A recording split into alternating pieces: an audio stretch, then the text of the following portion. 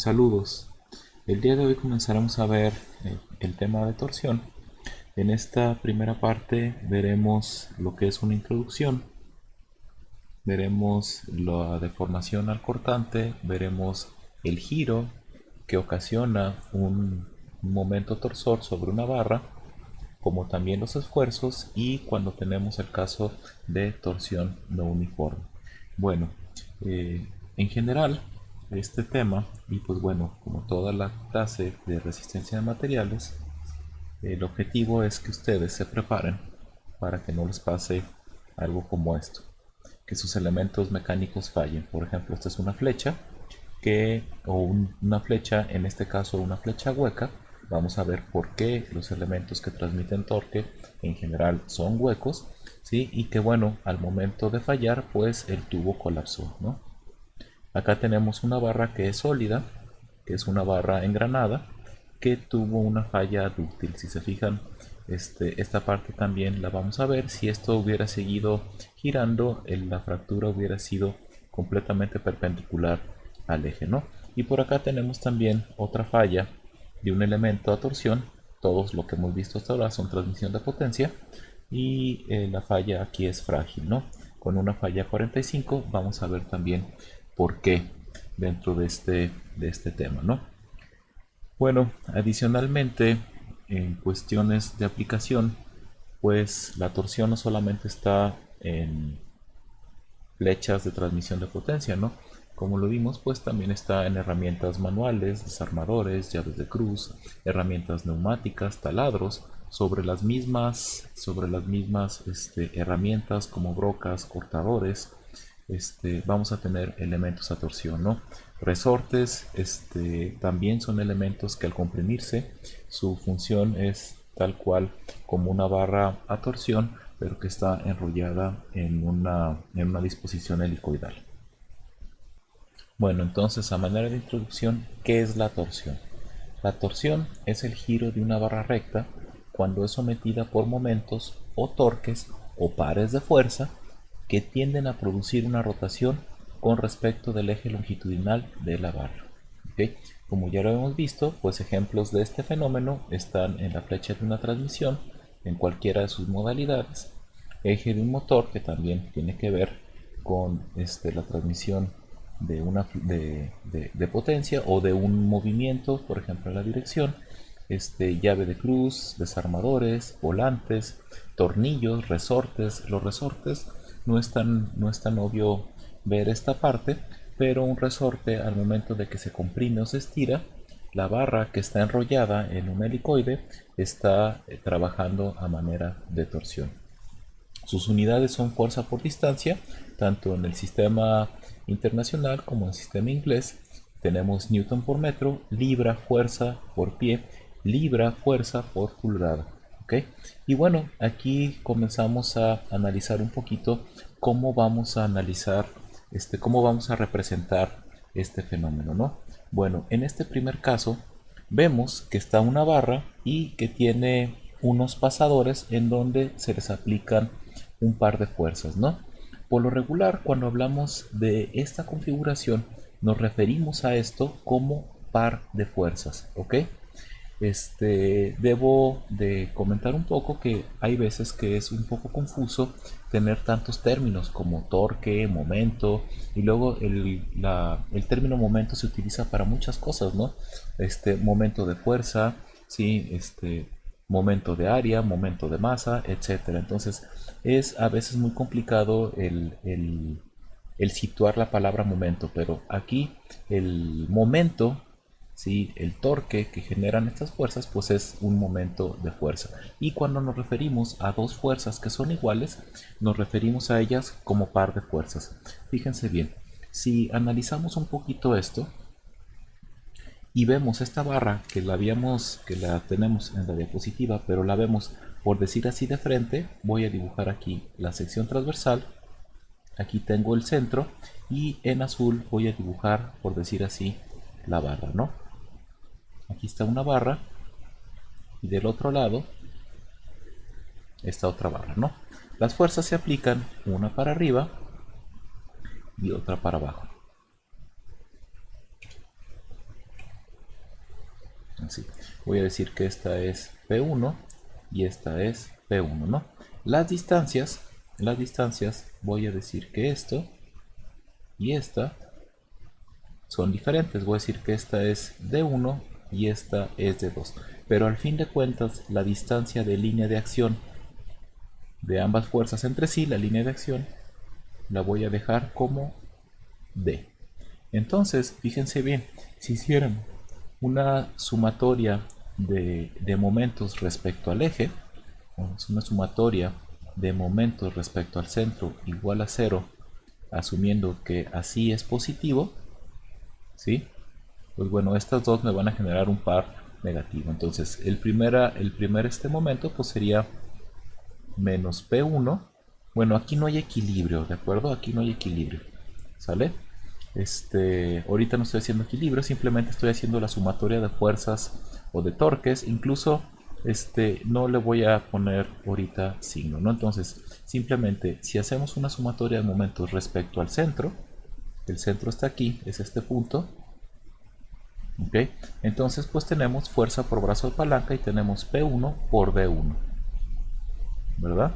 Y es el mismo giro. Esta fuerza produciría un giro respecto a este punto, así, y esta fuerza produciría respecto al punto C un giro en la misma dirección. Entonces estos dos momentos se terminarían sumando. Entonces es P1 por D1 más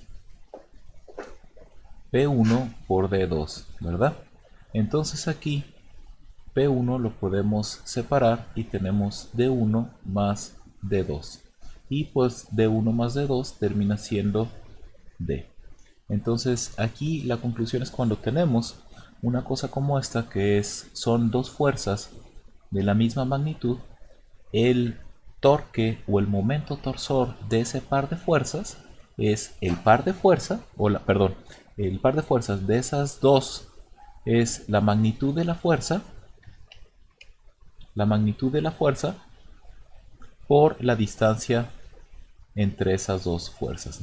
No necesariamente tienen que estar centradas. Entonces, cuando nos regresamos ya a esta ilustración, pues vemos que aquí tenemos dos ejemplos de par de fuerzas, ¿no? Una fuerza P1 y una fuerza, las dos son P1 y están separadas una distancia de 1, ¿no? No necesariamente tienen que estar centradas. Entonces el torque debido a este par de fuerzas es la magnitud de la fuerza por la distancia entre ambas.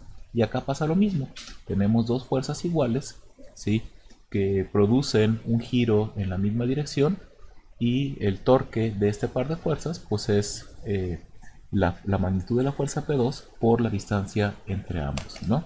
Y bueno, pues aquí lo que mencionamos es que, pues bueno, en lugar de poner la ilustración como par de fuerzas, como se ve aquí, pues simplemente escribimos el torque de ese par de fuerzas como una flecha doble, ¿sí?, en el sentido que va el giro, ¿no? Entonces aquí viene algo interesante respecto a los sentidos. Si analizamos ahora los sentidos, fíjense bien, este P1, si se fijan, está girando. Si viéramos la barra de frente, viendo, digamos, de esta dirección hacia acá, pues el giro de P1, del par de fuerzas P1, pues sería tal cual como lo tenemos acá, ¿no? Y el giro de P2 lo podemos poner de la siguiente manera. De igual manera, ponemos nuestra barra y ponemos nuestras fuerzas o nuestro par de fuerzas que representan P2. Aquí la distancia de P2 nos están diciendo que es D2.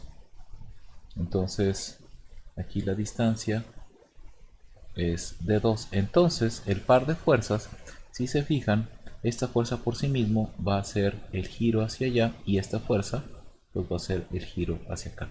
Entonces, si se fijan, estos par de fuerzas generan giros en sentidos contrarios, ¿sí? El par de fuerzas P1 induce un giro horario, y el par de fuerzas P2 induce un giro antihorario, ¿no? Entonces aquí vamos a utilizar la regla de la mano derecha, ¿no?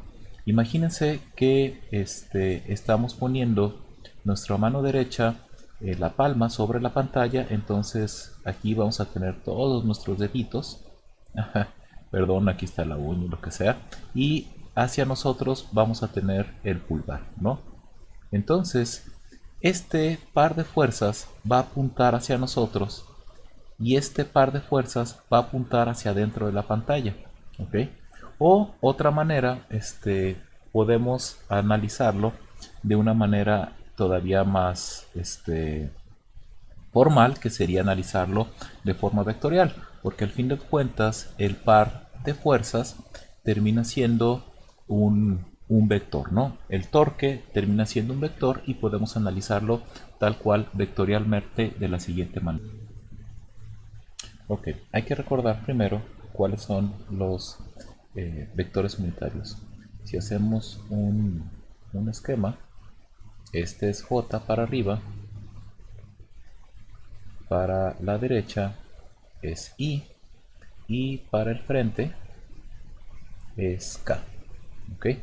Si viéramos este vector y esta estaría, la cara estaría aquí, pues hacia nosotros apuntaría acá. O sea, analizaríamos esta cara, estaríamos viéndola, esta cara de aquí, estaríamos viendo para enfrente y para arriba estaríamos viendo J. ¿De acuerdo? Entonces el torque lo podemos representar de este par de fuerzas por simplemente una línea, ¿sí? O su brazo de palanca, que es D1. O sea, aquí era D1, perdón. Aquí era D1. Aquí olviden esto. Era la explicación nomás de tener los dos brazos por separado. Entonces D1. Y la fuerza, en este caso, toda la podemos poner hacia abajo. P1. Y aquí estaría el centro C. Simplemente lo que estoy haciendo, estoy poniendo esto en términos ya de un solo fuerza con un solo brazo de palanca, ¿no? En lugar de tener un par de fuerzas que ya vimos que son equivalentes, ¿no? Entonces el torque aquí se define, el torque se define como la magnitud del brazo de palanca por su vector unitario, que vendría siendo I cruz la magnitud de la fuerza por su vector unitario menos J. ¿Ok? Entonces, aquí si se acuerdan cómo hacer el producto cruz, pues bueno, era la magnitud de la multiplicación de ambas, ¿sí? Por I cruz menos J. Entonces, si lo vemos gráficamente,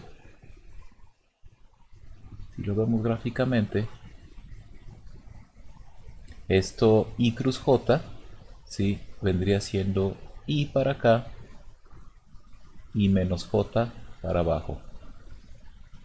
Entonces, I cruz J es ir de aquí a acá con los dedos y el resultado sería menos K. Entonces, el torque, analizándolo vectorialmente, es de 1 P1 menos K. Aquí hay una conclusión importante, ¿sí? El vector o el torque, su eje, analizándolo vectorialmente, coincide con el eje de la barra. Entonces, si es menos K, va hacia la pared. Si viéramos la pared hacia acá, como lo vemos aquí, va hacia la izquierda o va hacia la pared. Acá lo estamos viendo de frente. Si analizamos ahora el segundo torque, pues tendríamos algo así, ¿no? Tendríamos nuestro centro, nuestro brazo de palanca es D2 y nuestra fuerza va para arriba con una magnitud de P2. Entonces, esto era el torque 1. Nuestro torque 2 pues va a ser igual a D2 por I cruz P2 por J. Y entonces el torque va a ser D2 por P2 por I cruz J. I cruz J es K, ¿de acuerdo? O sea, el vector va hacia nosotros. Y acá el vector menos K va hacia la pared y el torque de P2 pues va hacia nosotros, como lo podemos ver aquí. Este va hacia la pared y va hacia nosotros. ¿Sí? El análisis vectorial del momento del producto cruz es así. Este se salía con un determinante. Y bueno, este determinante sale de esta manera. Si queremos hacer esto así súper formal, pues entonces el producto de esto, o sea, de este vector, hablando ya así en serio, como T2 igual a D como vector, D2 cruz P2 como vector, pues es igual a el determinante de I, J y K del vector 1, que solamente tiene componente en I como D2 y en los demás es 0, y el componente P2 que solamente tiene este componente en P2 y en los demás es 0. ¿De acuerdo? Entonces, si queremos calcular esto, pues el determinante es el primero, es I por el menor, que es este por este, 0 menos P2 por 0 en I, más, voy a moverme un poquito, el determinante de J por el menor, que es quitas la columna y quitas el renglón y sería de 2 por 0 menos 0 por 0 por J, más K, ¿sí? El determinante, el menor, quito renglón y columna de K y hago el menor de esto, que es el determinante, sería D2 por P2 menos 0 por 0, que es este por este, y esto sería por K. Entonces pues obviamente podemos ver que esto es 0, esto es 0, esto es 0, y justo lo único que nos queda es D2 por P2 por K. Estos todos son vectores unitarios. ¿Ok?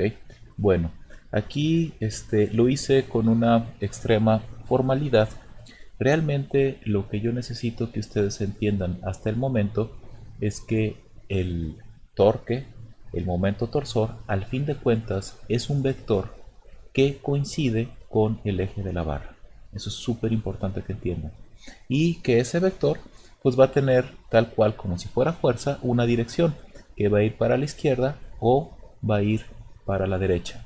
El torque T1 va para la izquierda, el torque T2 va para la derecha. Y bueno, y esa dirección está determinada por las componentes de la fuerza que forman ese torque, ¿no? Entonces, aquí justamente hay una manera, voy a regresar aquí. Los momentos debido a un par de fuerzas se representan con flechas dobles o con flechas curvas, como ya lo vemos en cualquier caso. La dirección del momento se define con la regla de la mano derecha, ¿sale? Esta es la forma fácil de entender, o como ya lo vimos, de cuestiones de cuestiones vectoriales, ¿no? Bueno, tal cual se maneja así el torque de forma vectorial, de forma gráfica, y lo importante que entiendan en esta diapositiva es que, pues bueno, el torque al fin de cuentas es un vector y ese vector tiene su dirección que coincide con el eje de la barra. Entonces, ya como resumen, podemos asumir que los torques se van a analizar como si fueran fuerzas axiales, como lo vimos en el tema pasado. Sin embargo, la deformación que van a producir estos torques pues va a ser un poco diferente respecto a la deformación que producen las cargas axiales. Si hacemos un boceto de esto, pues bueno, cuando teníamos una carga axial, digamos en una barra prismática, la carga axial, digamos que fuera para allá, P1, pues implicaba que esta barra tuviera un cambio en la deformación, en la longitud, debido a una deformación. Entonces, debido a esta fuerza P, esta barra pues tenía una deformación. Y ya habíamos visto pues que esta deformación era igual a P1 por la longitud de la barra entre el módulo de elasticidad por el área. Ahora, ¿qué es lo que va a pasar cuando en lugar de tener una carga axial tenemos un torque? O sea, tenemos nuestra barra está fija en uno de los extremos y lo que estamos aplicando es un torque en esa dirección. Para coincidir con el dibujo, creo que en esta dirección el torque 2. Entonces, aquí lo que va a suceder es que, en principio, la barra no va a cambiar de longitud. Esta longitud se va a quedar. Lo que va a producir es un giro en esta cara de acá. Si analizamos solamente esta cara y un giro en todas las caras. Entonces, si analizamos ahora la cara, veríamos que voy a hacer un análisis, un diagrama unisométrico. Entonces, aquí tenemos la pared. ¿Ok? Y un punto que estaba en la superficie lo voy a poner con con un punto rojo A. Es un punto A, o lo voy a poner más bien con minúsculas A. Entonces, debido a este torque 2, este punto va a girar, ¿sí? Va a desplazarse a una posición angular B, que va a tener respecto al centro un ángulo que lo vamos a decir phi. ¿Ok? Y entonces este giro va a ser el acumulado de los giros de todas las caras, de tal forma que en la proyección del punto A sobre la pared, que vendría siendo y que vendría siendo el centro, no habría nada. Entonces habría una distribución de giros o un giro acumulado que se vería de esta manera. ¿Ok? Y de centro a centro. Esto lo podemos ver en la siguiente diapositiva. ¿Ok? En donde, debido a un torque, estoy asumiendo que en el extremo P está fijo, entonces no hay giro porque está fijo a la pared, pero a medida que nos vamos recorriendo hacia la derecha, ¿sí? El giro empieza a aumentar más y más y más y más debido a un torque T. Entonces, el punto P viene siendo un punto que está inicialmente en esta posición donde está mi mano, y debido al torque T, ese punto se desplaza a una posición angular a Q', y esa posición angular se determina con un ángulo phi. Este ángulo phi es variable desde esta posición hasta la pared, en donde el ángulo phi vale 0, porque no hay desplazamiento. Entonces, este ángulo varía desde 0 hasta phi en el extremo de la barra, y es una función de x o de la longitud, ¿sí? Y esto se puede ver utilizando SolidWorks de la siguiente manera. Voy a dibujar cómo se vería esa zona de desplazamiento que estamos hablando en una barra circular. La zona de desplazamiento, fíjense bien, hay que identificar tres puntos. El punto P es el que está fijo a la pared, el punto Q, por decir así, es el proyectado del punto P al otro extremo o la posición inicial, y el punto Q' es el punto Q ya desplazado. Entonces, si viéramos esa zona de deformación con SolidWorks, se vería algo así. Voy a quitar esta parte y se vería algo así. ¿Dónde está el punto P? El punto P es este, el punto Q es este y el punto Q' es este, ¿no? Entonces, entre más largo tengo la barra, pues más deformación angular va a ser. Entonces, si se fijan, este ángulo que tenemos aquí yo lo puse como 30 grados simplemente para demostrar el volumen que tendría esa deformación, pero este ángulo, a medida que nos vamos recorriendo hacia el extremo empotrado o hacia la pared, pues este ángulo empieza a disminuir. Fíjense bien, voy a hacer un corte asumiendo eso, y fíjense qué es lo que sucede con ese ángulo. ¿Se fijan que se va cerrando? Voy a acercarme un poco más. Fíjense cómo empieza a abrirse. Entonces, el ángulo, por decir así, que tendría aquí, hice un corte arbitrario en una posición entre la pared y el extremo de la barra. Si se fijan, el ángulo phi en esta posición, pues sería el ángulo que habría entre esta línea y esta línea, ¿no? No sé si me deja medirlo, creo que no me va a dejar medirlo, pero lo voy a intentar, ¿sí? Esta línea y esta línea, ¿no? No me deja medirlo, pero es claro que es menor, ¿sí? Que el que tendría en el extremo, ¿no? Fíjense cómo va aumentando hasta que llega en el extremo que es 30, ¿no? Disminuye, aumenta. Entonces, de esta manera podemos ver cómo este ángulo phi pues es variable, ¿no? Y es el ángulo que al fin de cuentas o son los giros acumulados debido a un torque T. Y claro está, entre más largo va sea L, pues debido a un torque T, pues vamos a tener un mayor giro acumulado. De otras cosas que hay que tomar en cuenta de esta parte es que el área de sección transversal no cambia, ¿sí?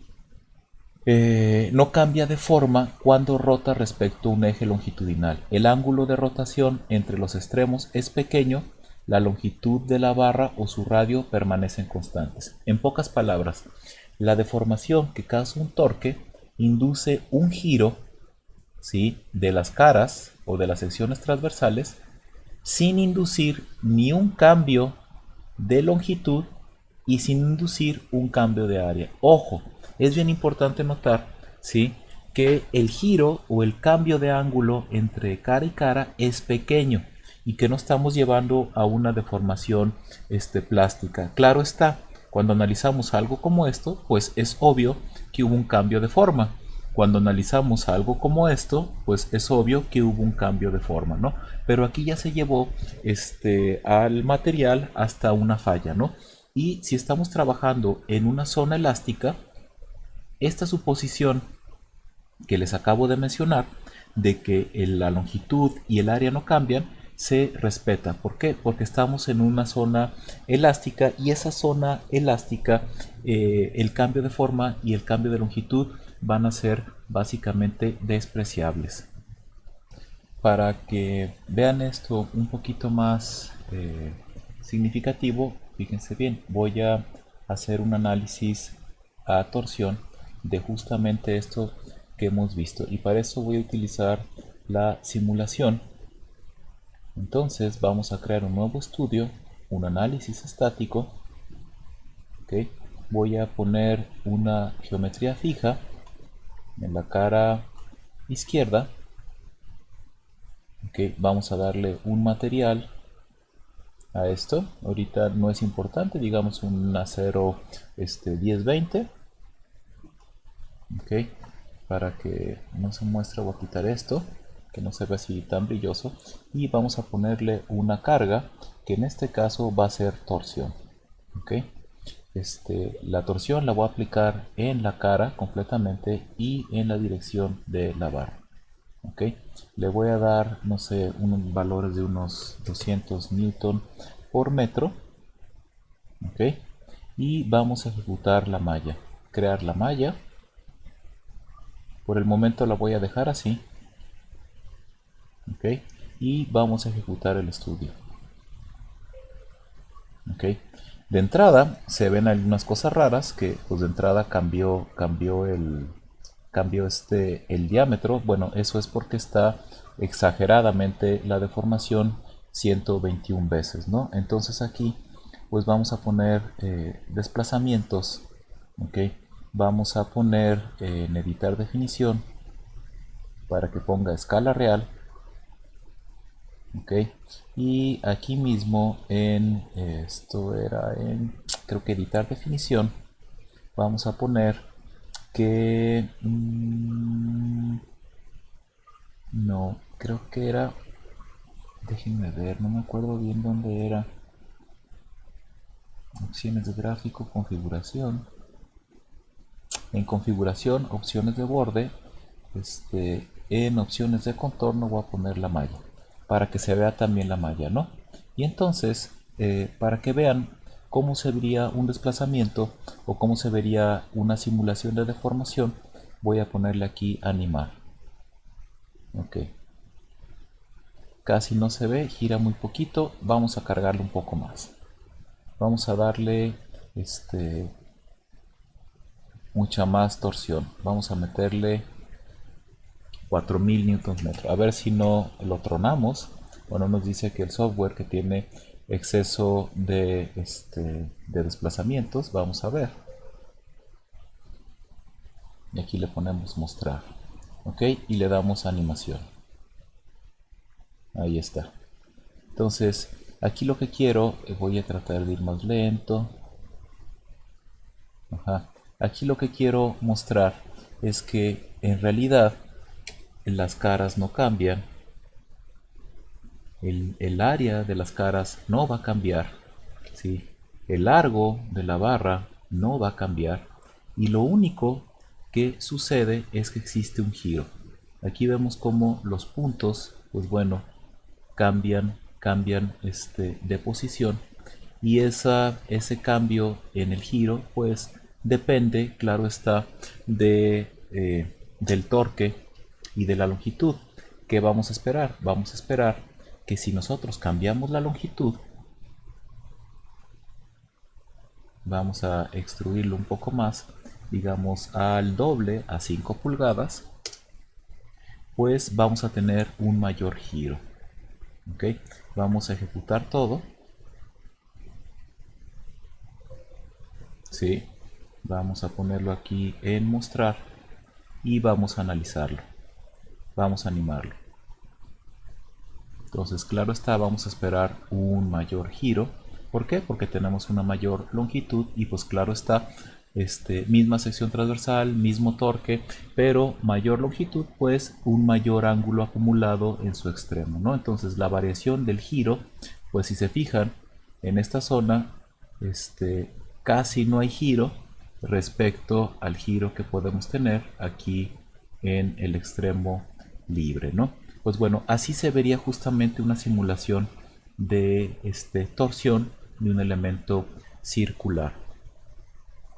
Vamos a regresar a la presentación para continuar con el tema. Bien, y ahora, ¿qué pasaría si lo que analizamos ahora es una variación del radio?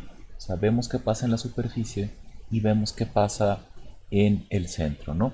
Lo primero que vamos a ver, bueno, dejen poner la presentación para mostrar justamente esto que les acabo de mencionar, ¿no? Tenemos nuestra barra sujeta a unos torques en donde, pues bueno, este torque es el torque de reacción que representa la pared, este es el torque de nuestro extremo libre, como lo hayamos mencionado, y estamos tomando una sección arbitraria con una longitud de un diferencial de X, o sea, es una rebanada muy pequeña, una posición arbitraria. Entonces, justamente en esa posición veríamos algo como esto, ¿no? El punto B sería una línea o el proyección del punto A la pared, como lo habíamos tenido en la diapositiva anterior del punto P al punto Q, ¿no? Y aquí el punto D es el similar del extremo derecho de esa rebanada al extremo, del extremo izquierdo al extremo derecho, ¿sale? Mencioné que era del punto P al punto Q, pero el punto P al punto Q es del extremo fijo a el extremo de la barra. Y aquí el punto A al punto B es solamente puntos de esta rebanada, ¿no? Entonces, claro está, de A a B y de D a C, ¿sale? Sería el estado, ¿sí? de no deformado, ¿no? Cuando se aplica el torque T, pues bueno, respecto a el extremo B, se desplazaría a B' y el extremo C se desplazaría a C', ¿de acuerdo? Este desplazamiento superficial o el ángulo de desplazamiento superficial es la deformación unitaria al cortante, ¿sale? Es gamma, la que habíamos visto en temas pasados como gamma, ¿sale? Y pues bueno, va a ser constante en toda la superficie. El mismo ángulo de desplazamiento o el ángulo de la línea A a B y de la línea A B' es gamma y va a ser el mismo ángulo que vamos a tener de D a C respecto de D a C', ¿de acuerdo? Fíjense cómo gamma actúa en la superficie de la barra y teta actúa, ¿sí? Actúa en la cara o en la sección transversal de la barra. Y bueno, ¿qué pasaría si ahora lo que analizamos es qué pasa si nos vamos hacia el dentro de la barra? O sea, sin analizar la superficie, sino nos vamos hacia el centro de la barra. O sea, en lugar de analizar el radio R, que es el radio máximo de la barra, analizamos ahora una variable de radio que que se va a definir como ρ. Fíjense bien, vamos a regresar a Solid para ver este detalle, ¿no? Sí, fíjense Solid cómo se vería. Voy a poner primero el modelo que representa ese campo de desplazamientos o esa deformación, ¿ok? Bueno, en principio lo que habíamos analizado ya era una barra un poco corta. Voy a darle de suprimir y fíjense bien, aquí al momento de suprimir vemos toda la barra completa, ¿no? Entonces, este gamma que les estoy diciendo es el ángulo entre esta línea y esta línea de acá. No sé si me deja seleccionar ambas, sí. Entonces, vemos las dos líneas azules que se ven ahí. Entonces, gamma, que es la deformación unitaria al cortante, es el ángulo entre estas dos líneas. Si se fijan, el ángulo que hay entre estas dos líneas es el mismo ángulo que hay aquí, acá, acá, porque son dos líneas. Entonces, gamma, el ángulo de superficie, todo este ángulo que hay de esta línea a esta línea, es constante en toda la superficie. Pero ¿qué pasa si ahora nos vamos a más pequeño? ¿Sí? O sea, en lugar de ir cortando y en lugar de analizar la superficie, ahora analizamos un diámetro, un radio más pequeño. ¿Sale? Fíjense bien, este ángulo se empieza a cerrar. Bueno, voy a ponerlo ahorita acá. Ahí está como si estuviera corto. Aquí está, voy a desuprimirlo y aquí está la superficie de la barra, ¿no? Entonces, miren, sí creo que aquí sí puedo medir. Entonces, fíjense, entre esta línea y esta línea hay un ángulo, ¿sí? De 4.91, ¿ok?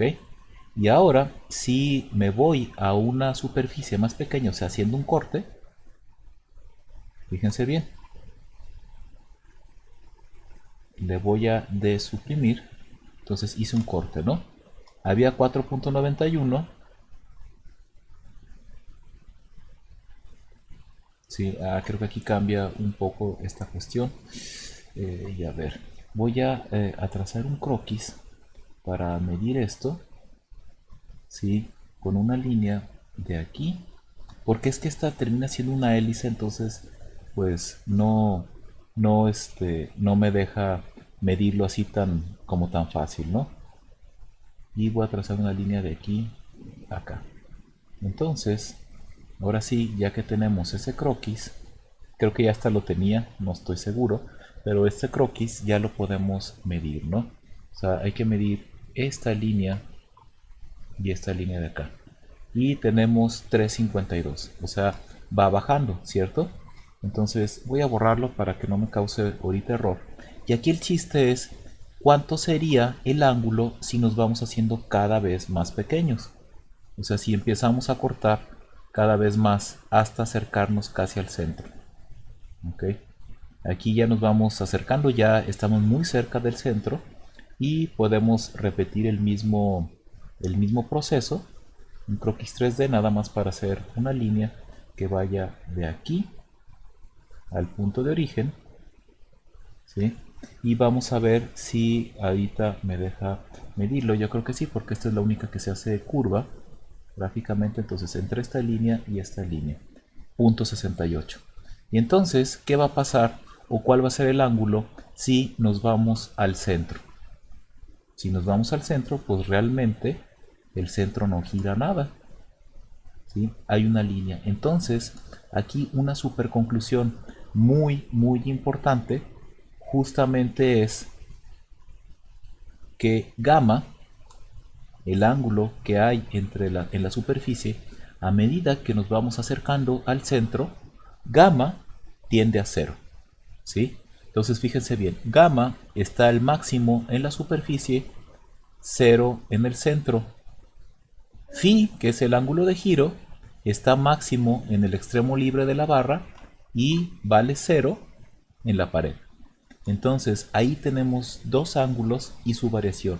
Gamma varía con el radio y phi varía con la posición. Si nos regresamos a la simulación, ¿okay? Vemos qué es lo que sucede.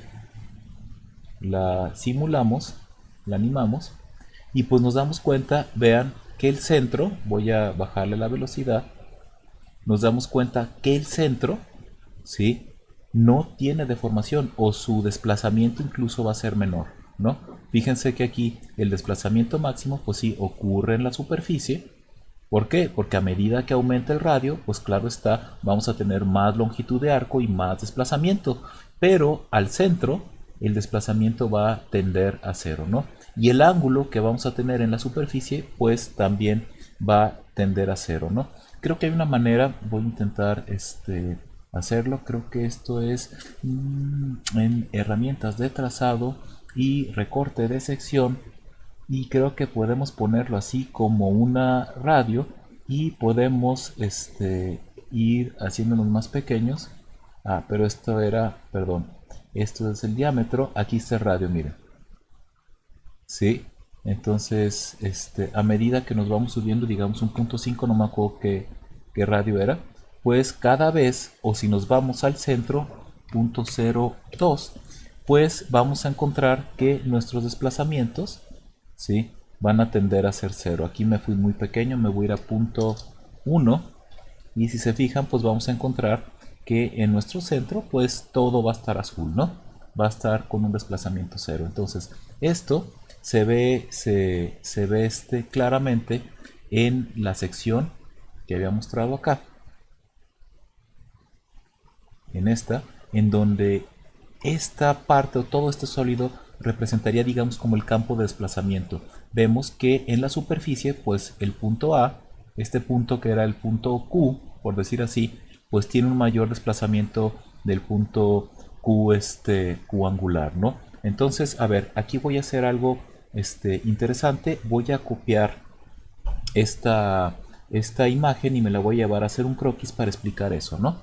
Y copio, voy a copiar con nuevo, voy a cortar esta figura, la voy a copiar y me voy a ir a mi croquis, a los croquis que ya habíamos hecho. Vamos a darle un poco de espacio y vamos a poner nuestra figura y vamos a hacerla grande. ¿Ok? Aquí está. Entonces, justamente habíamos dicho aquí que este punto de aquí era el Q y que este punto de acá era el Q', este por acá era el P. Luego teníamos aquí una sección arbitraria que teníamos aquí el punto A, el punto B y terminaba siendo, perdón, aquí voy a borrar esta parte, ¿okay?, porque solamente estamos analizando una línea y vendría siendo el punto B', ¿no? Entonces, en pocas palabras, este ángulo que hay o el ángulo que hay entre esta línea, espérenme, voy a borrar esto, mejor borro esto porque ahorita a lo mejor va a confundir. Lo que quería mostrar primero era que en inicio esta variable es el radio. Ay, qué chueco me fui, ahí está, un poco mejor, ¿no? Esto es el radio, ¿no? Pero una posición angular arbitraria es una variable de radio que es ρ, ¿sale? Que al fin de cuentas ρ es una función del radio, ¿no? Lo voy a dejar así. Entonces, a medida que nos vamos hacia el centro, si se fijan, la posición angular de aquí o el desplazamiento angular es mayor. que en una distancia más pequeña y que a medida que nos vamos yendo al centro, pues el desplazamiento angular va a ser cada vez menor. Y entonces este ángulo que tenemos aquí, el ángulo que hay entre esta línea y esta línea, que es gamma, pues cada vez se va cerrando hasta que cuando ρ vale igual a 0, ¿sí? Cuando ρ vale igual a 0, pues gamma va a ser igual a 0, ¿no? Sin embargo, cuando tenemos en esta superficie, tenemos que ρ vale igual al radio, que es el radio máximo, pues gamma va a ser igual a el gamma máxima, ¿no? Y por otro lado, cuando analizábamos el ρ, el ρ es para todos estos es el mismo ángulo, si se fijan. Este ángulo, es el mismo ángulo porque es el ángulo que hay entre esta línea y esta línea de acá. Entonces, si ahora agarramos una posición arbitraria de x, ¿no? Y aquí trazamos un punto al centro, bueno, aquí ya no le atiné, voy a cambiarlo para que coincida.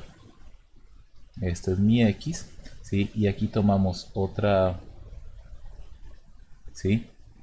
Aquí claro está, este ángulo ρ, que depende de x, ¿sale? Pues va a variar donde en x igual a 0, que es aquí, phi va a ser igual a 0. Si se fijan en la apertura, pues es 0 aquí en la pared. Pero si nos vamos hasta acá, en donde x es igual a L, pues entonces vamos a tener phi máximo, ¿no? Y la posición o lo que habíamos visto respecto a esta parte, voy a quitar ahora Soli. Respecto a esto, pues bueno, realmente aquí estamos comparando dos ángulos, ¿no? Y entonces, si quisiéramos comparar esto o esto que hicimos acá, dejen regresarme al pizarrón, pues bueno, simplemente sería que agarrar o tomar cualquier punto, si tomamos aquí un punto y un punto y trazamos cuál es el ángulo, o sacamos una rebanada aquí y sacamos cuál es el ángulo de superficie, pues va a ser el mismo ángulo que vamos a tener agarrando otra rebanada y sacando el ángulo entre estas dos, igual que entre estas dos, igual que entre estas dos. O sea, gamma no varía, gamma es invariante respecto a x. Esto es invariante, ¿sale? Gamma, ¿con quién varía? Gamma varía con la posición radial. A medida que nos vamos hacia el centro, gamma varía, ¿sale? Pero a medida que nos movemos en x, si tomamos en cuenta como una superficie, pues no importa en qué posición de x estemos, en la superficie siempre vamos a tener la misma gamma o la misma deformación unitaria. Pero a medida que nos vamos por un radio más pequeño, con variable ρ, ¿sí? Pues entonces gamma va a ir reduciéndose hasta que llegue a 0, como lo habíamos visto acá, ¿sí? Y vamos a tener un gamma máxima en la superficie, mientras que phi, pues va cerrándose a medida que nos vamos al extremo empotrado, donde vale 0 en x igual a 0, o phi va a tener un valor máxima en x igual a L. Bueno, estas básicamente son las dos deformaciones, los dos desplazamientos que tenemos que considerar aquí en torsión. Ok, entonces la deformación unitaria gamma y el desplazamiento o el ángulo de giro phi se empiezan a relacionar de esta manera, en donde gamma máxima se va a obtener de esta forma. Fíjense bien, se sabe entonces que aquí tenemos un triángulo, o esta parte lo podemos aproximar un triángulo donde la tangente, perdón, aquí vamos a poner pluma negra, donde la tangente de gamma máxima es igual al opuesto, que es de B a B', entre el adyacente, que es de A a B, ¿sale? Si hablamos que hay una deformación o que gamma max es pequeño, entonces la tangente de gamma max se aproxima a gamma max. Y por lo tanto, gamma max es igual a B entre a B. ¿Sale? Esto es por un lado. Ahora por otro lado, si se acuerdan, la longitud de arco que sería de B a B', pues sería, si se acuerdan, la ecuación era S por ángulo por radio, ¿no? Y en este caso, el ángulo pues es delta phi por R. Entonces, gamma máxima es igual a el radio por el cambio diferencial de phi, y en este caso de A a B pues es igual a delta X. ¿Ok? Este término del cambio de phi con respecto a X se va a llamar teta y se llama relación o razón de torsión, como lo tenemos aquí. ¿Ok?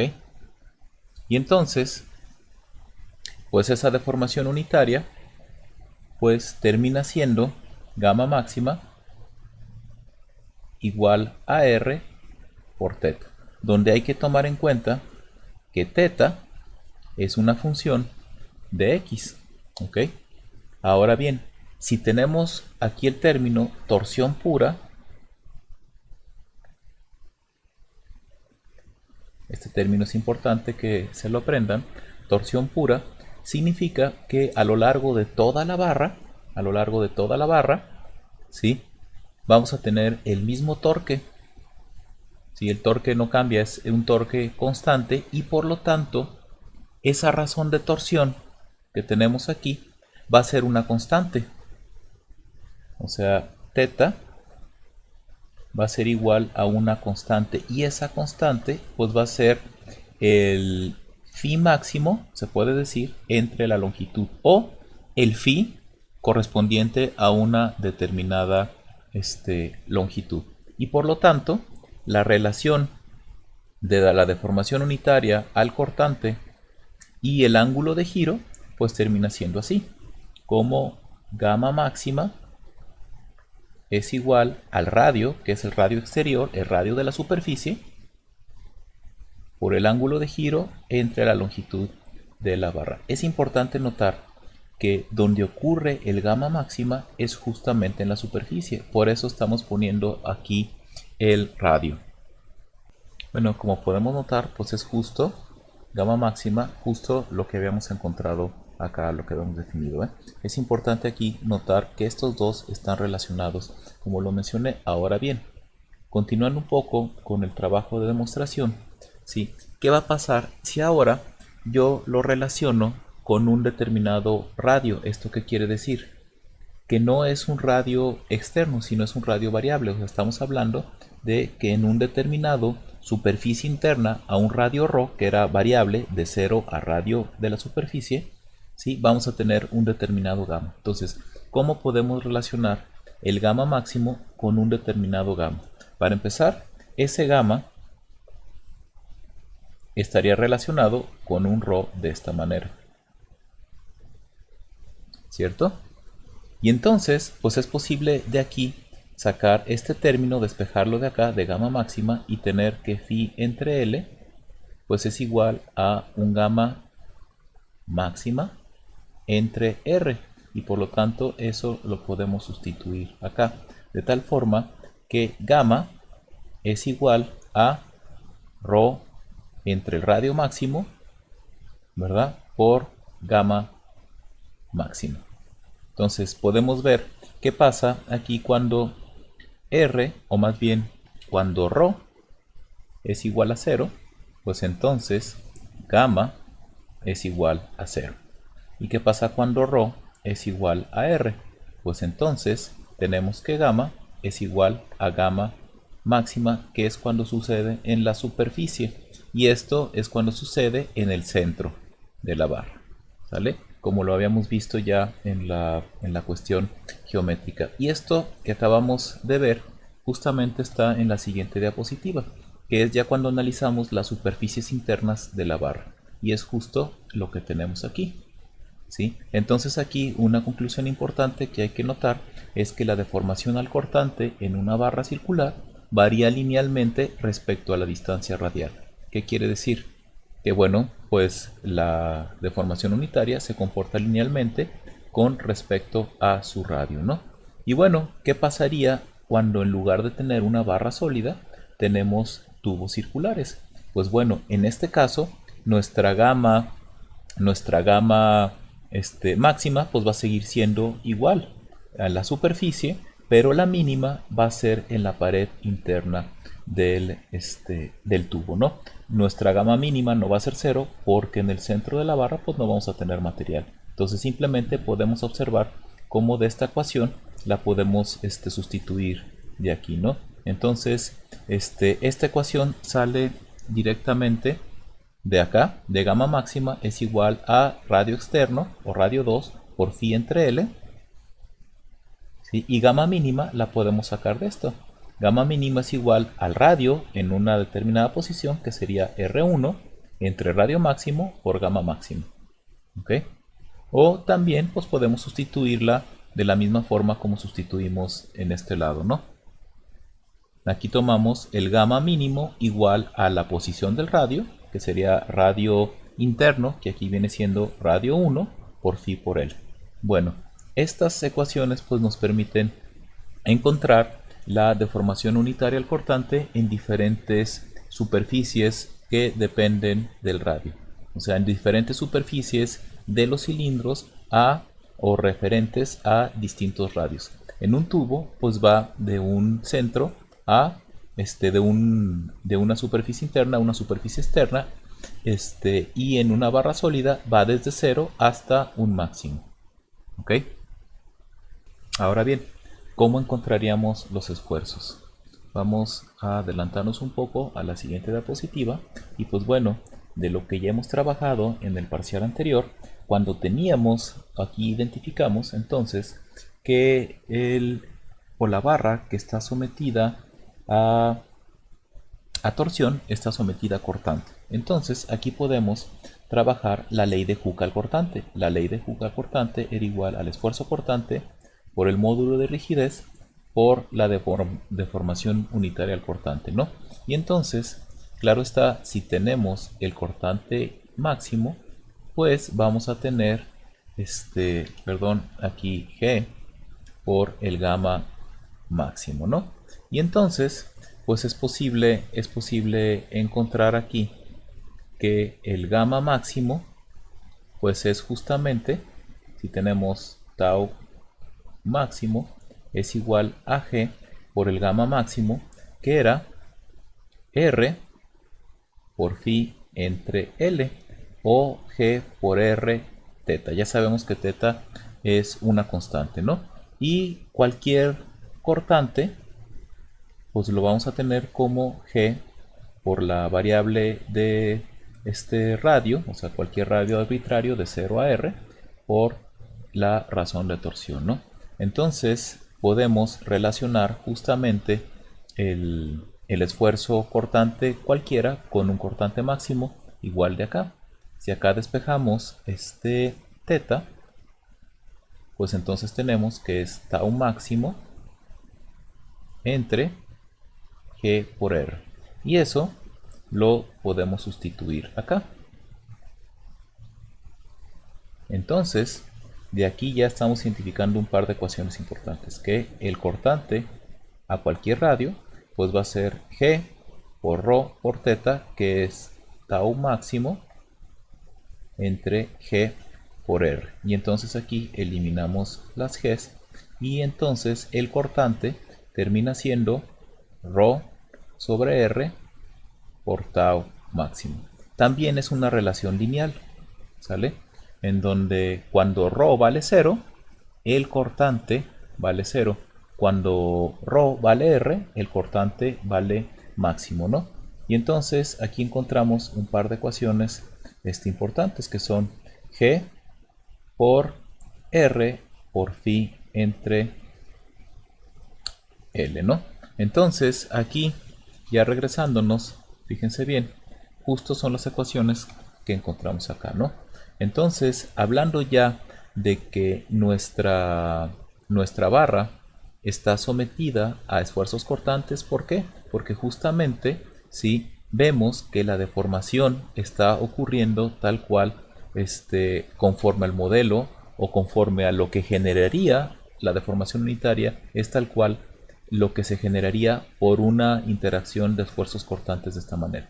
O sea, si tenemos una deformación unitaria al cortante, como vimos, ahí me adelanté al decir que era unitaria al cortante, pero si tenemos una deformación de ángulo, como vimos en la superficie, pues eso se genera por un elemento de esfuerzos que está sometido únicamente a esfuerzos cortantes. Y por eso la ley de Hooke la podemos aplicar. Entonces, ya sustituyendo el gamma por R por la razón de torsión, y podemos encontrar también que el tau es igual a una relación lineal con respecto al tau máximo. Es importante notar que el cortante máximo pues está relacionado a el radio, ¿sí?, externo, o al radio que da a la superficie. ¿Qué quiere decir? Que el cortante máximo, ¿dónde va a ocurrir? El cortante máximo va a ocurrir en la superficie de la barra, ¿no? ¿Sí? Y va a haber un cortante que va a variar linealmente hasta cero, ¿sí?, linealmente hasta el centro de la barra, en donde en el centro de la barra vamos a tener el valor de 0. Entonces aquí ya podemos también empezar a concluir por qué muchas de las barras que transmiten potencia son huecas, y esto tiene que ver porque al centro, ¿sí?, debido a una torsión en el centro no está cargado. Entonces quiere decir que el material que está al centro se desaprovecha respecto a los esfuerzos. ¿Ok? Y también ya, bueno, esto básicamente es lo que muestra esta diapositiva, ¿sí? Simplemente aclaro entonces que si tenemos un comportamiento de torsión pura, como tenemos aquí, nuestro elemento de esfuerzos a 0 grados va a tener esta forma. ¿Ok? Si se fijan, el cortante en la superficie, digamos que da hacia nosotros, va hacia abajo, y esta dirección de cortante corresponde con la dirección, ¿sí?, que ocasionaría el giro del torque del lado derecho, ¿no? Y si se fijan, la dirección del cortante del lado izquierdo pues corresponde con la dirección del torque izquierdo, ¿no? Y entonces esta conclusión de que en el elemento 0 vamos a tener este elemento de esfuerzos de esta manera, ¿sí?, pues va a ser importante cuando veamos secciones inclinadas ahora en torsión, ¿sale? Hay que también recordar por qué todos los cortantes son iguales y tienen esta relación. Y pues bueno, esto venía, acuérdense bien, de que este y este equilibraba la sumatoria de fuerzas en Y, ¿sí? Estos dos contrarios equilibran la sumatoria de fuerzas en X, y el que este tenga un giro antihorario y este tenga un giro horario, pues equilibra la sumatoria de momentos. Entonces aquí tenemos un elemento que está en equilibrio. Entonces la conclusión que ya habíamos encontrado anteriormente es que estos cortantes tienen estas magnitudes iguales y esta disposición de sentidos para mantener el equilibrio. Bueno, además es importante notar que estos esfuerzos cortantes horizontales se representarían de esta manera. Voy a poner la siguiente diapositiva. Se representarían de esta manera. Entonces, este cortante es el que va abajo, o el que está en la cara derecha de nuestro elemento de esfuerzos, y este cortante que va hacia la izquierda, ¿sí?, es el que está en la cara superior de nuestro elemento de esfuerzos. Entonces, en realidad, cuando tenemos un elemento de esfuerzos como este, ¿sí?, tenemos cortantes, ¿sí?, que intentan literalmente cortar las caras de sección transversal, como también intentan cortar, ¿sí?, a lo largo de de la línea, o a lo largo del eje de la barra, ¿de acuerdo? Entonces justamente es lo que hizo. Además, un esfuerzo cortante que actúa en una sección transversal está acompañado por esfuerzos de la misma magnitud para mantener el equilibrio, y estos cortantes son en la dirección del eje de la barra. Bueno, lo que ahora vamos a ver es la fórmula de torsión. Y entonces la fórmula de torsión determina la relación entre el esfuerzo cortante y el torque, con el objetivo de calcular esfuerzos y deformaciones debido a cualquier torque aplicado a una barra. Bueno, y esto tiene como objetivo entonces relacionar al torque con un esfuerzo cortante. A ver, ¿por qué el torque con un esfuerzo cortante? Ahorita lo único que tenemos es el esfuerzo cortante relacionado con una deformación unitaria al cortante, o el esfuerzo cortante relacionado con un ángulo de giro, con el radio, con el módulo de rigidez y con una longitud. Hasta ahí es donde estamos ahorita.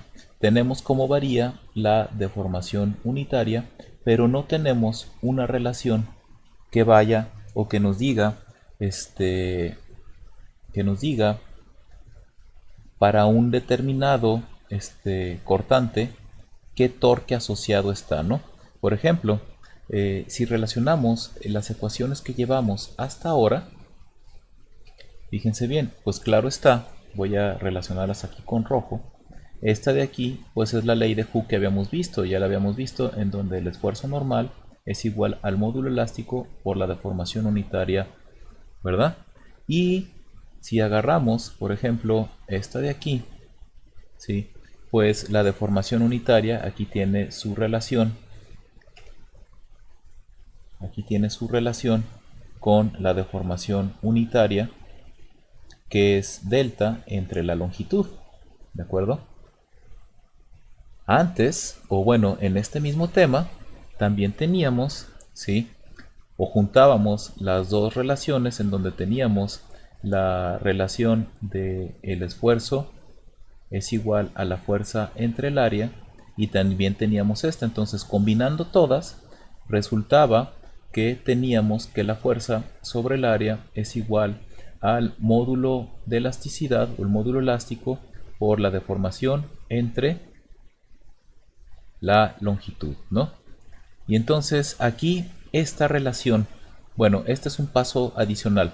En general, me estoy adelantando un poco, esta es la que vendría a estar o que estaría relacionada con con cómo el esfuerzo cortante se relaciona con el torque, como acá el esfuerzo normal se relacionaba con la fuerza. Y luego, en esta ecuación que habíamos encontrado, en donde tenemos delta igual a P por L entre E por A, esta es, o la relación que nos faltaría aquí por encontrar, sería cómo se relaciona el torque, que aquí está, aquí sería P, con la deformación unitaria, que acá sería phi. Entonces, el equivalente de esta ecuación es el esfuerzo normal es igual a P entre A, y aquí tenemos que ver cómo se relaciona el esfuerzo cortante con el torque, y lo que seguiría sería ver cómo se relaciona el torque con el desplazamiento angular, como en la carga axial la fuerza se relacionaba con la deformación, ¿no? Entonces, para esta primera ecuación, esta la voy a señalar con azul, pues bueno, vamos a trabajar con este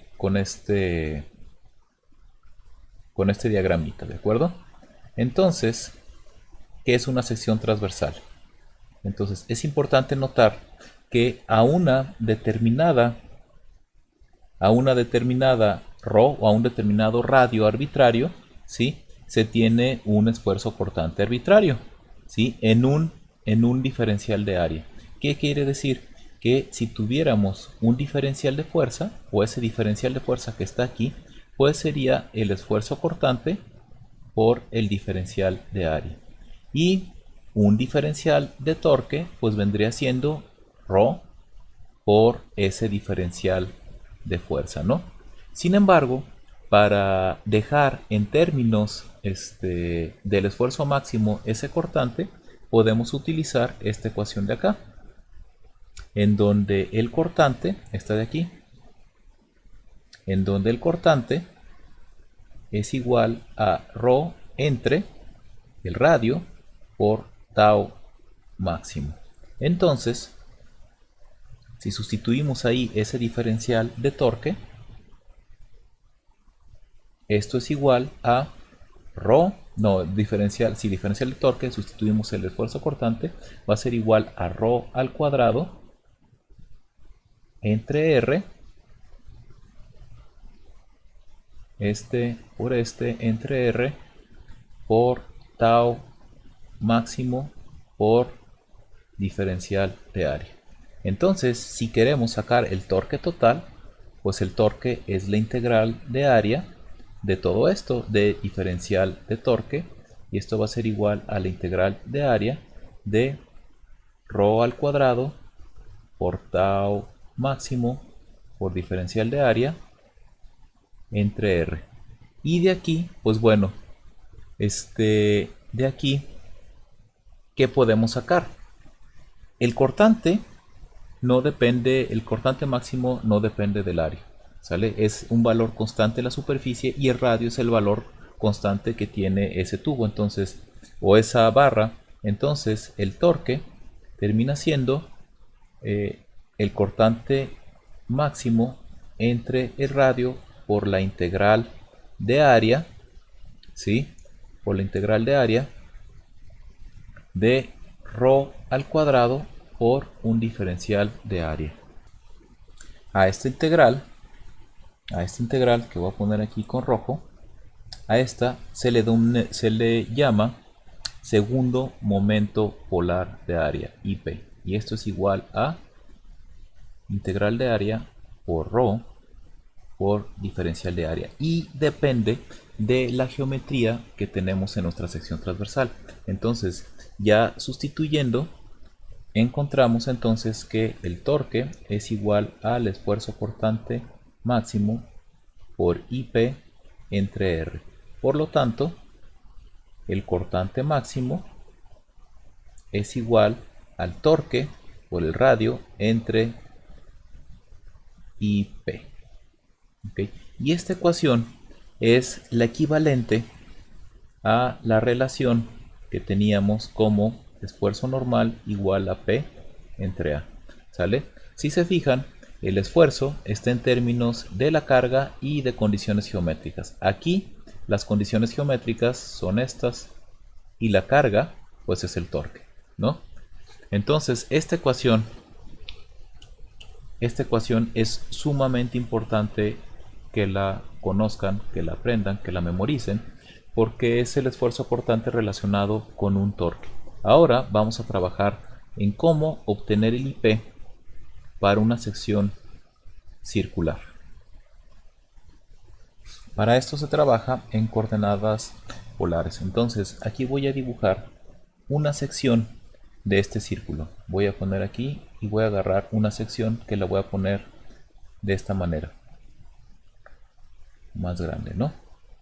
Entonces aquí tenemos, ¿sí?, que de aquí a acá pues tenemos un ρ arbitrario, ¿verdad? Y este de aquí pues es un diferencial de la variable radio. Este ángulo es un diferencial pues de un ángulo, no sé, le voy a poner alfa para que no se me confunda con los otros literales que teníamos. Sabemos que hablando de barrer toda el área, ¿sí?, pues alfa va a ir de 0 a 360 grados o de 0 a 2 pi. ¿De acuerdo? Entonces, si de aquí sacamos un diferencial de área que vendría siendo ¿ok? ¿Cuál sería ese diferencial de área, no? Pues ese diferencial de área sería como tener un pequeño cuadradito en donde esta sería esta longitud, la voy a poner con rojo aquí, esta, que la podemos sacar con longitud de arco, que vendría siendo ρ por alfa, ¿sí? Y el alto del cuadrado pues vendría siendo diferencial de ρ. ¿Ok? Pero aquí, perdón, este alfa no es un alfa, es un diferencial de alfa, ¿no? Porque es pequeño. ¿Ok? Entonces, el diferencial de área el diferencial de área que necesitamos es igual a ρ por el diferencial de alfa por el diferencial de ρ. Y esta la vamos a sustituir en nuestra ecuación que teníamos aquí de IP. ¿Sale? O sea, aquí ya vamos a tomar en cuenta que tenemos una sección circular. Entonces el IP lo teníamos como la integral de área de ρ al cuadrado por un diferencial de área. A ver, verificamos. Aquí está, ¿no? Y entonces ya podemos sustituir ese diferencial de área en nuestra ecuación y nos quedaría la integral de área de ρ al cubo por un diferencial de ángulo por un diferencial de radio, ¿no? O de, sí, un diferencial de la variable radial, ¿no? Entonces aquí ya nomás para acomodar esta integral, pues en realidad se vuelve una integral doble, ¿no? En donde primero voy a sacar la integral primero de ρ, primero sí de ρ, o sea, tenemos que el alfa va a ir de 0 a 2pi y el ρ va de 0 a r, ¿no? Entonces tenemos aquí ρ al cubo por diferencial de ρ por diferencial de alfa, así como lo tenemos, ¿no? Entonces sacamos la primera integral. Entonces integrando esta parte de aquí, pues tenemos entonces que IP es igual a de 0 a 2pi de ρ a la cuarta entre 4 evaluado de 0 a r, y todo esto multiplicado por el diferencial de ángulo. Entonces, si sustituimos aquí, si evaluamos, nos va a quedar la integral de 0 a 2pi de r cuarta entre 4 por diferencial de alfa. Y el radio no depende del alfa, entonces queda el radio a la cuarta entre 4 multiplicado por la integral de 0 a 2pi por diferencial de alfa.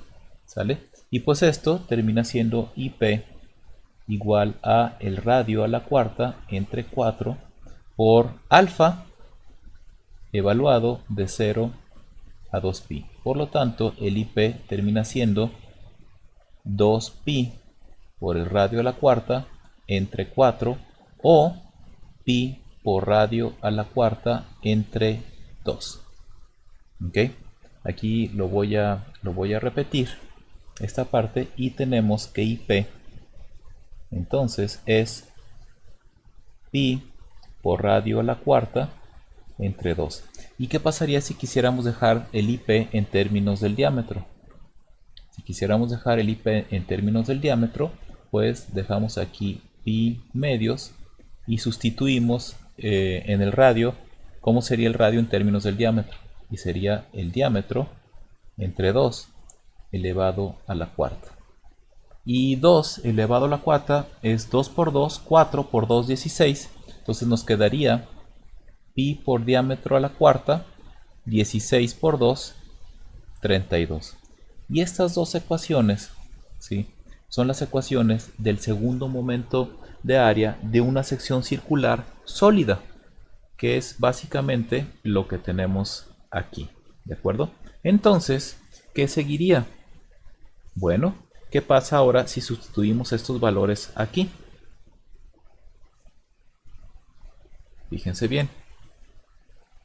Si sustituimos estos valores, teníamos que el esfuerzo cortante era igual al torque por el radio entre IP. Entonces, si tenemos una sección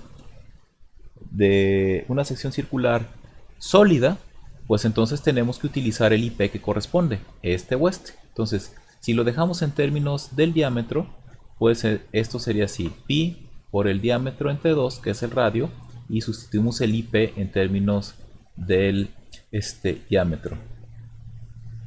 32. Entonces de aquí pues vemos que este D se convierte al cubo, ¿sí? Y que este pela con este y este se hace un 16. Entonces, este por ley de la tortilla, el 16 se va para arriba, torque entre pi por diámetro al cubo. Y esto es el esfuerzo cortante. Es súper importante que esta ecuación que se van a encontrar en su libro es, aquí lo voy a poner en paréntesis así en rojo, solo para secciones circulares, ¿sí? Circulares sólidas.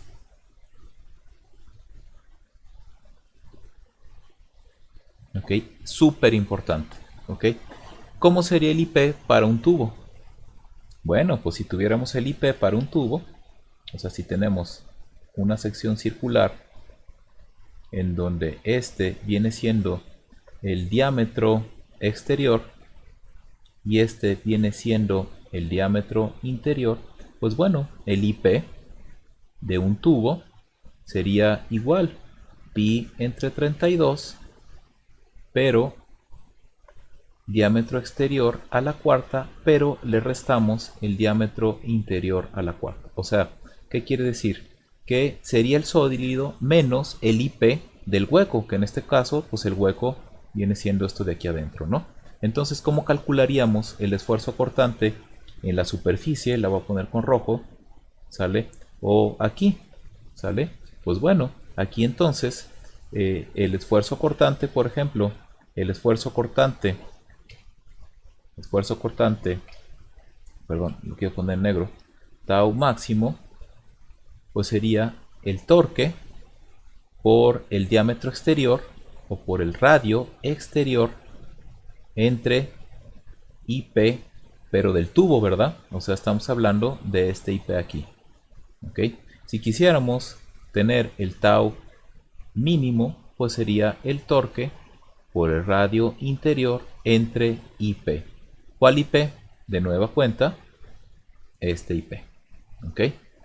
Entonces, tengan en cuenta esto, ¿no? Esta ecuación solamente es para secciones circulares sólidas y si tenemos hueco, pues hay que cambiar el IP. ¿Ok?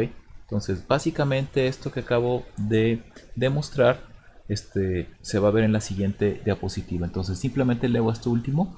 El IP es el segundo momento polar de área y sus unidades pues, son longitud a la cuarta. Malamente se le conoce como momento polar de inercia de área, no sé por qué le meten inercia, pero es un segundo momento polar de área. ¿Ok?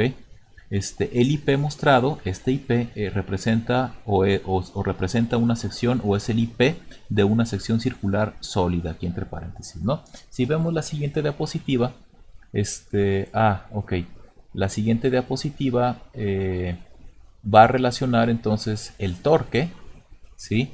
El torque con el desplazamiento angular. Pero antes de meter esto aquí, pues veo la cuestión de los tubos circulares que ya expliqué, que es justamente esto que había explicado en la diapositiva pasada, ¿no?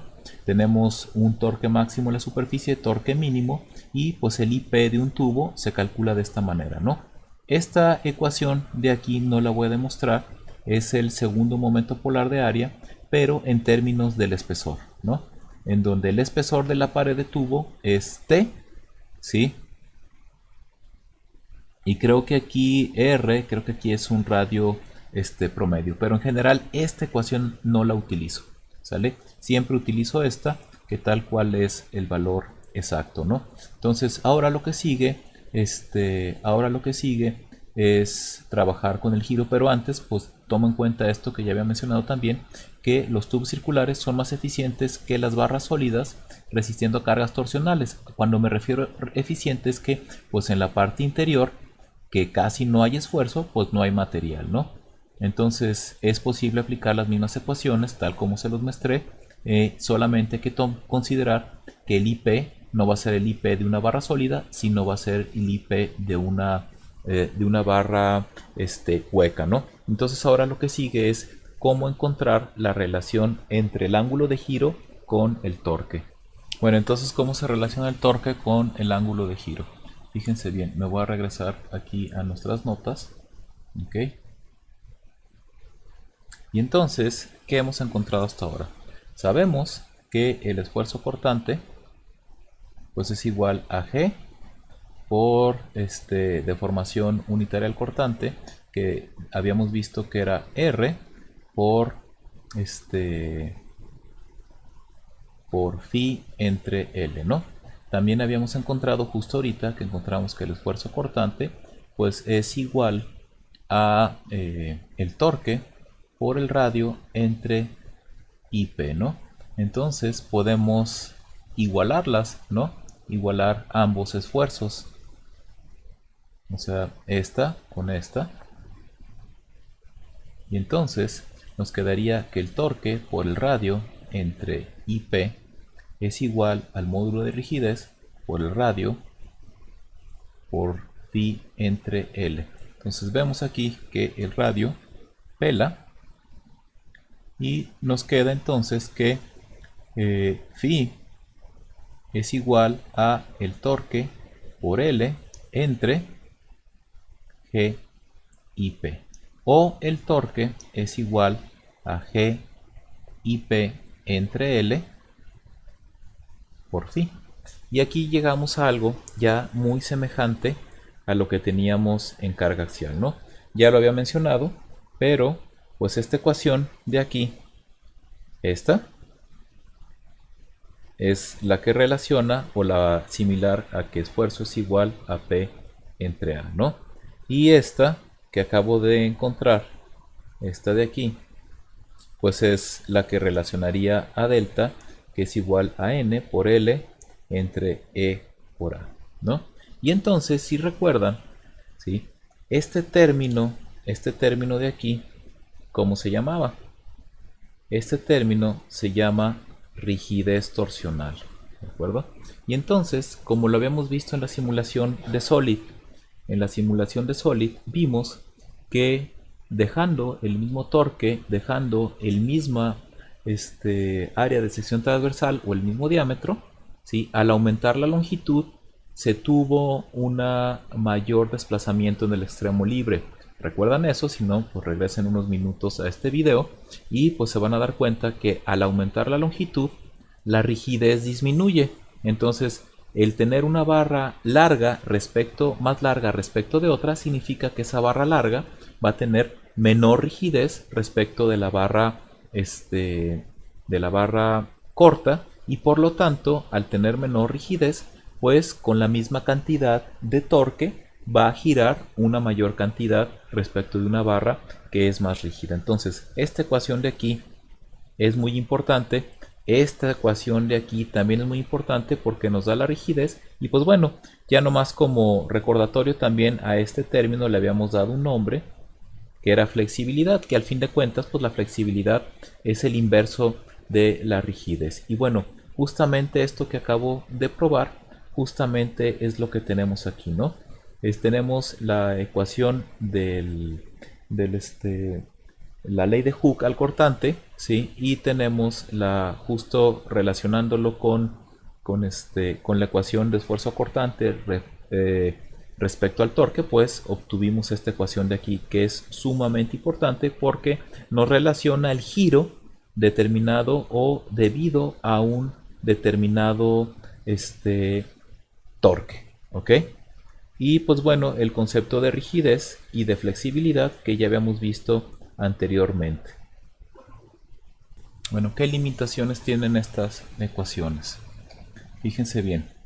Cuando usamos la ley de Hooke, se asume que el material se comporta en una zona linealmente elástica y por ende no se excede el límite proporcional. Entonces, al que nosotros hayamos usado la ley de Hooke, o sea, esta es G, el módulo de rigidez por gamma, pues entonces estamos asumiendo que estamos en una zona linealmente elástica. Incluso también al momento de asumir que estamos en una zona linealmente elástica, estamos asumiendo que la deformación unitaria es pequeña y por eso pudimos aproximar que la tangente de gamma es igual a gamma, ¿no? Otra cosa que asumimos es que la razón de torsión es constante, o sea, teta es igual a phi entre L y eso es una constante, ¿no? Esto se debe respetar, ¿sí? Se debe de respetar que la barra esté sujeta a torsión pura. Acuérdense que torsión pura implicaba que en toda la sección, ¿sí? Teníamos un torque y una sección transversal constantes, ¿ok? El desarrollo solo se aplica para secciones circulares, ¿no? Incluso el IP que demostramos y el IP que estamos trabajando es para secciones circulares nada más, ¿no? Al aplicar G o al utilizar un G, asumimos que el material es isotrópico, o sea que tiene las mismas propiedades en todas las direcciones, ¿no? Entonces aquí las ecuaciones de esfuerzo son válidas en las partes de la barra suficientemente lejos de donde tenemos aplicación de cargas, ¿no? También aquí, al igual que el tema pasado de carga axial, pues en donde se aplican los torques, en donde tenemos cambios de sección, etcétera, etcétera, pues vamos a tener concentraciones de esfuerzos que van a hacer que en esa zona el esfuerzo no corresponda o sea mayor que el esfuerzo calculado por estas ecuaciones. Ok, bueno, entonces, ¿qué pasa ahora si no tenemos torsión pura? O sea que el torque o la sección transversal es variable. Y vamos a tener este caso que teníamos acá. Eso se llama torsión no uniforme. La torsión no uniforme difiere de la torsión pura dado que la barra no necesita ser prismática y los torques aplicados pueden estar en cualquier parte de la barra. O sea, tenemos torques intermedios. Este tipo de barras se puede analizar aplicando la fórmula de torsión, como lo habíamos visto, en segmentos finitos o diferenciales para después sumarlos o integrarlos según sea el caso. Entonces, el caso 1 es barras formadas con elementos prismáticos con torques constantes en cada segmento, ¿no? Entonces, fíjense bien, aquí justamente es lo que habíamos mencionado en el tema pasado de carga axial. Entonces, ¿qué sucede? ¿Qué sucede cuando tenemos, ¿sí?, una barra que está empotrada y es circular, ¿no? Y esta tiene una longitud L. Pues bueno, de aquí, y si se le aplica un torque T, pues bueno, ya encontramos que el ángulo de giro o lo que giraría esta cara, debido a este torque, es el torque por la longitud entre G por IP, ¿verdad? Entonces, aquí toda esta sección, pues tiene el mismo torque. Pero ¿qué pasa entonces? ¿Qué pasa entonces cuando tenemos un caso como este? Que es el caso 1, lo voy a poner un poco más simple, ¿no? Son secciones circulares, nada más que aquí ahora voy a poner un torque en esta dirección que le voy a decir T2 y en este punto un torque en esta dirección que es T1, ¿no? Entonces el procedimiento para analizar esto o para conocer el giro es exactamente el mismo que habíamos visto anteriormente, ¿no? Asumimos un torque, un corte o asumimos cortes, ¿sí?, en las zonas, no donde se aplica el torque, sino en una zona intermedia y hacemos nuestros diagramas de cuerpo libre, ¿no? Entonces tenemos que el torque externo iba para allá y entonces yo tengo que poner un torque contrario a ese, ¿sí?, que le voy a decir torque interno. Si le ponemos letras a los puntos, esto es el punto A, esto es el punto B y esto es el punto C. Entonces este torque de este primer corte es el torque interno BC, ¿cierto? Y entonces de una sumatoria de torques igual a 0 respecto al centro, ¿sí?, aquí yo les recomiendo que trabajen siempre con flechas, porque las flechas las podemos manejar como si fueran cargas axiales. No utilicen giros y poner así flechitas. Eso confunde muchísimo, la verdad. No se los recomiendo.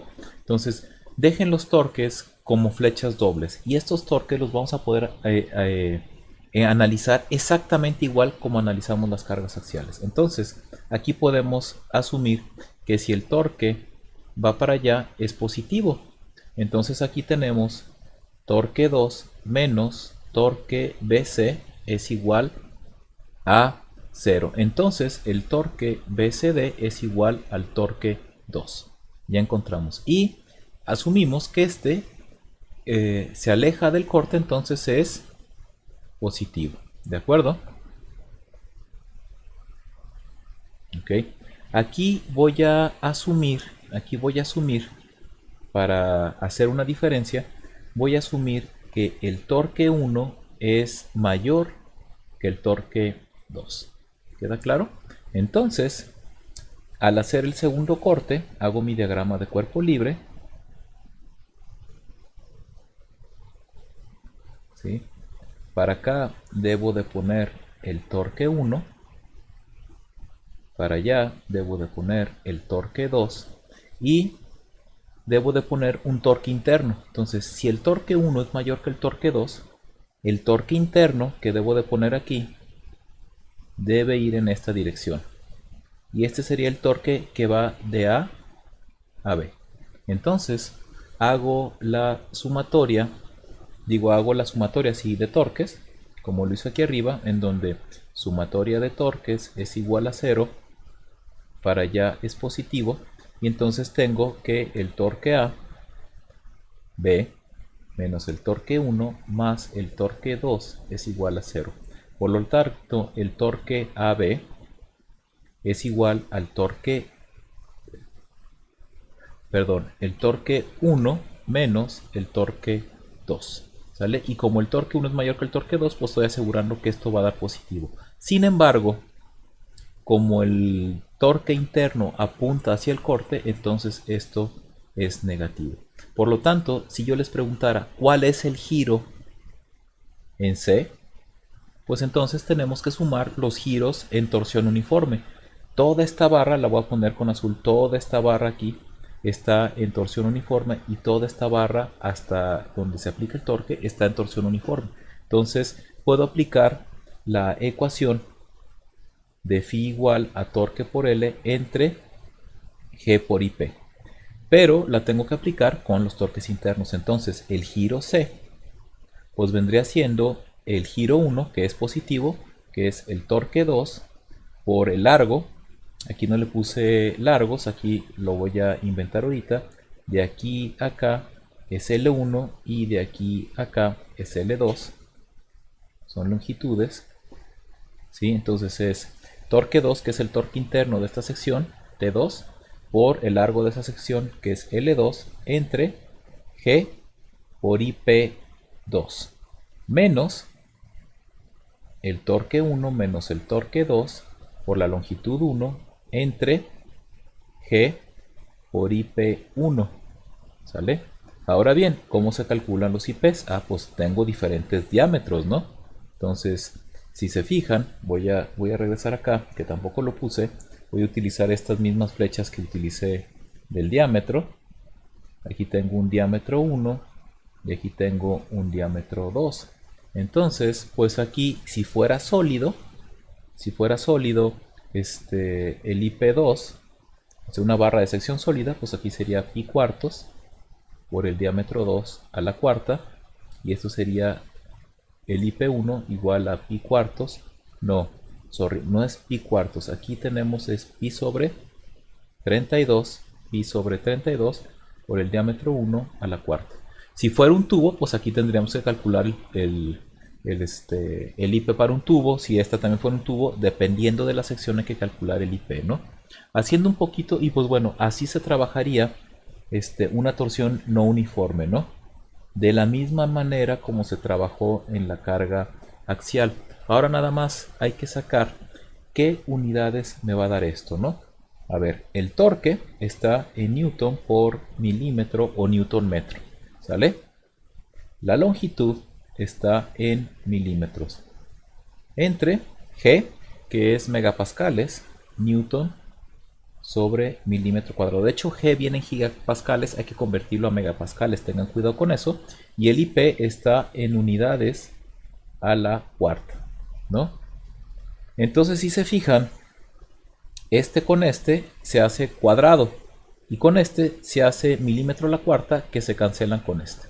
Y newton con newton se cancela. Entonces esto, o el ángulo de giro, queda en radianes, ¿no?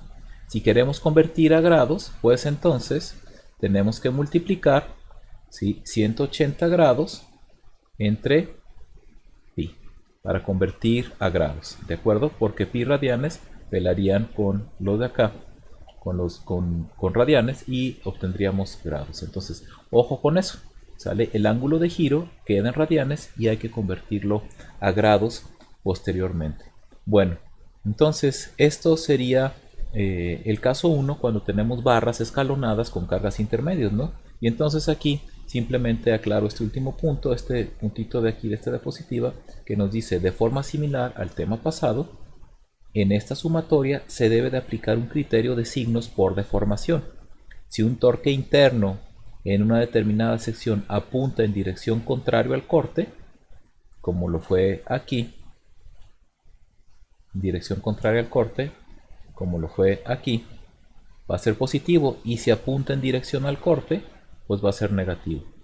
Entonces aquí, si un torque interno en una determinada dirección apunta en dirección contraria al torque, ¿sí?, el giro por deformación va a ser positivo, y si el torque interno apunta hacia el corte, el giro por deformación será negativo. ¿Ok? Bueno, ¿qué pasa ahora cuando tenemos una sección variable o tenemos un torque variable? Entonces esto sería algo así, fíjense bien. Aquí tendríamos que básicamente los casos 2 y 3 básicamente es el mismo, nada más que en el caso 2 lo que varía es el área de sección transversal, y entonces en dado caso lo que tendríamos es un IP variable, y en el caso 3 lo que tenemos que varía es, además del área de sección transversal, tendríamos un torque que varía o que está distribuido a lo largo de la barra, ¿no? Entonces, básicamente las ecuaciones, si se fijan, se parecen mucho a lo que ya habíamos desarrollado anteriormente, ¿no? Entonces, básicamente es aplicar el mismo principio que ya habíamos hecho anteriormente. Voy a poner aquí un boceto en donde tenemos pues una barra que tiene una sección transversal variable, ¿no?